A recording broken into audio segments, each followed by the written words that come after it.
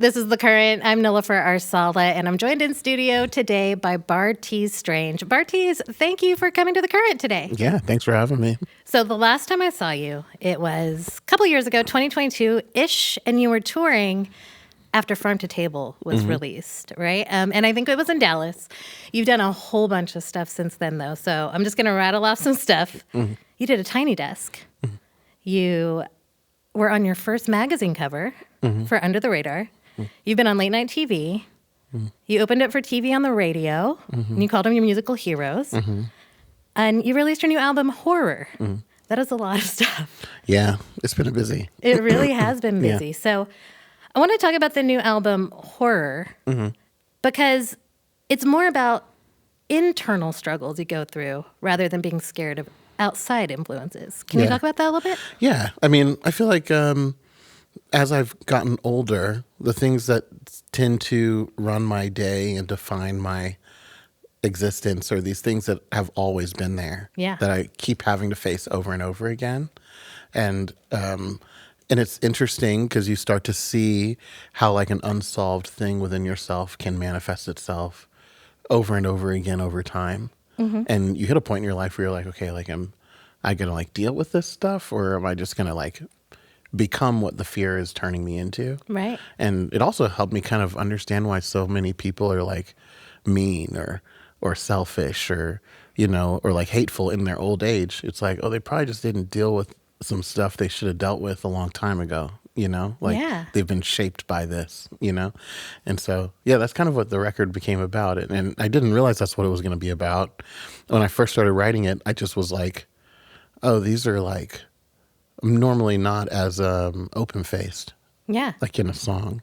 But these became just like pretty honest pictures of things I go through. But you were working on it at the same time you were working on your last album, Farm to Table. Yeah.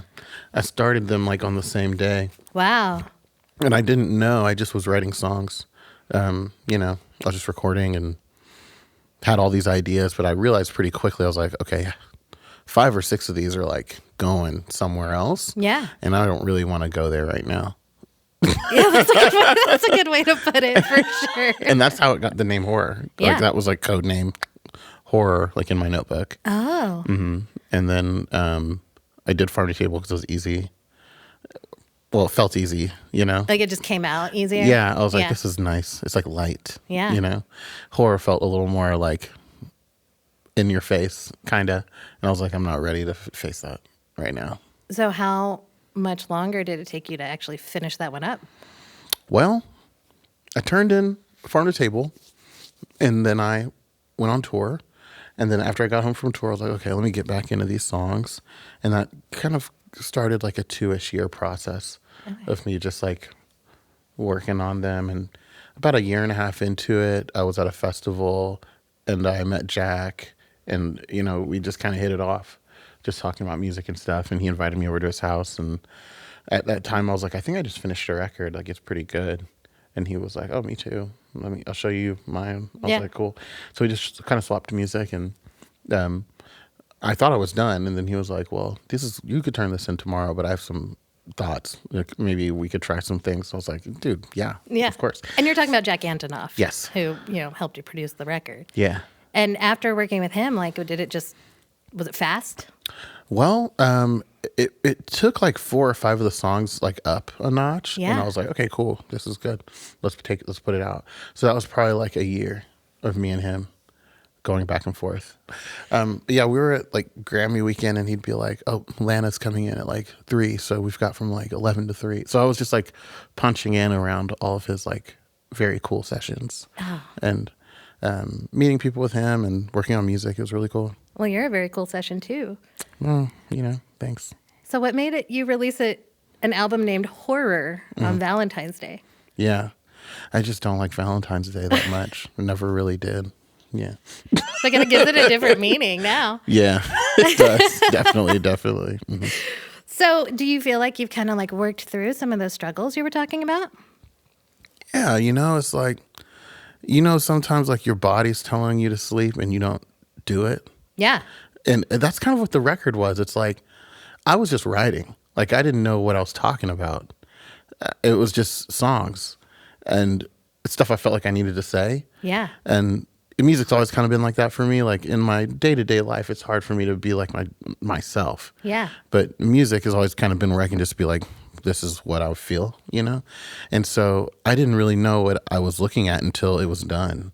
And I was like, oh, I needed to get this out, you know? Yeah. So, yeah, I don't know. What was the question again? It was if you felt like you worked through some of the issues. Yeah. So I felt like my body and my mind like took over.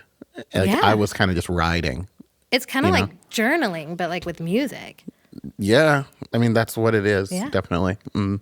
So I want to take it back a little bit. Well, kind of a lot of bit, because the first song I heard of yours was Boomer, which was on the Live Forever album. And I grew up in Oklahoma, and I hear this song named Boomer, and I'm like, no, there's no way. Yeah. Because when you grow up in Oklahoma, Boomer is something you hear a lot because of the University of Oklahoma. And then I saw the video, which I'm guessing was maybe recorded during pandemic. Yeah. Because it was just you playing all the instruments, and you're wearing a University of Oklahoma shirt. Yeah. And I was like, hold on. And then I started digging and found out that even though you were born in England, you spent a lot of your high school years in Oklahoma, in a suburb of Oklahoma City. And I grew up in a suburb of Oklahoma City. And I'm wondering how much that experience of growing up in the area influenced some of the things that made it out on this record. Oh. Yo. So like, I don't think I make this record or any record without growing up in Oklahoma. First of all, I remember growing up in Oklahoma, my entire purpose in life at that point was like, I need to get out of here. I don't care how I do it, you know? And as soon as I left, I realized that the only thing that made me interesting or different at all was because I was from Oklahoma. Whoa. You know? Listen, things always come back to Oklahoma. It They all always freaking do. comes back. And like the people I met, there's no place like it.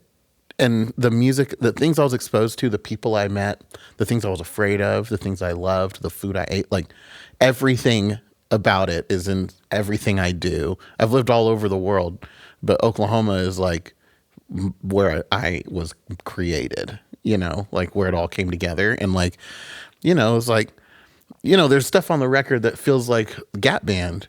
Oh, yeah. You know, it's Salsa. like, yeah, you know, there's stuff on, it's like Funkadelic, it's Gap Band, you know, there's stuff on it that's, you know, Merle or, you know, or pretty country stuff, you know, there's stuff on it that's poppy, you know, it's like, or experimental, you know, and I feel like all that stuff is happening there all the time and it's all very prominent.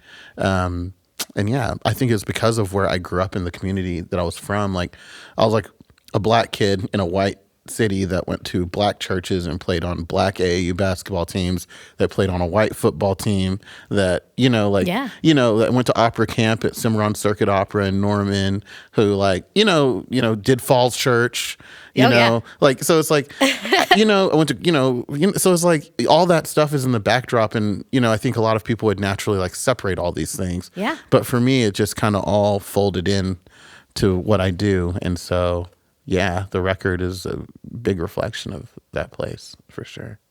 So you talked about working with Jack Antonoff, but you've been producing also. So you produced some a little bit on Lucy Dacus's album.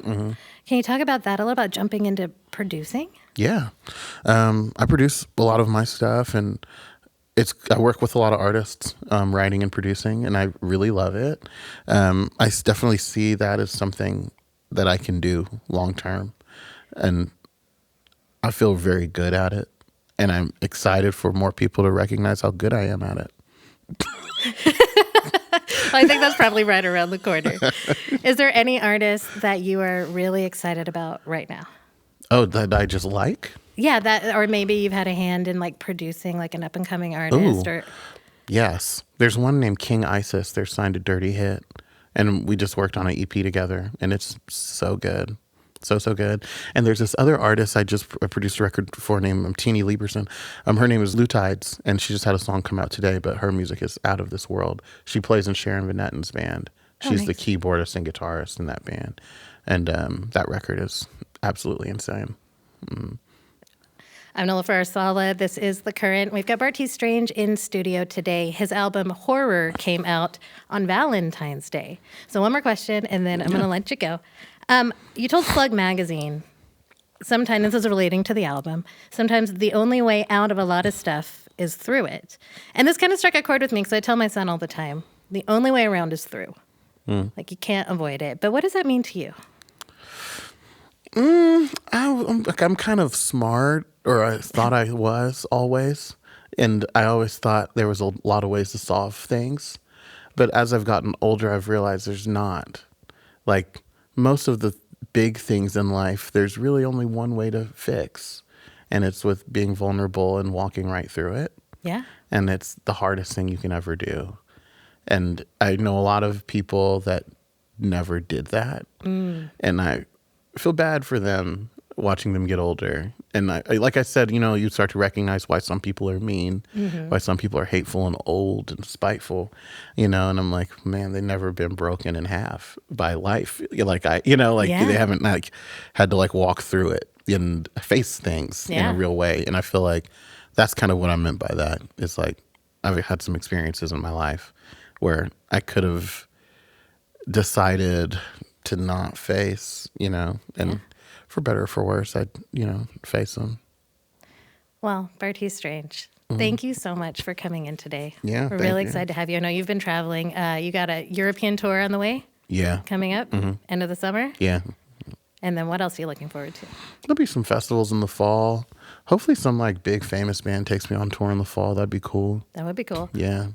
Well, thank you for coming in. It was wonderful to see you. Yeah. And I'm really enjoying the record. Thanks. This is The Current. The Current is public media made possible thanks to member support.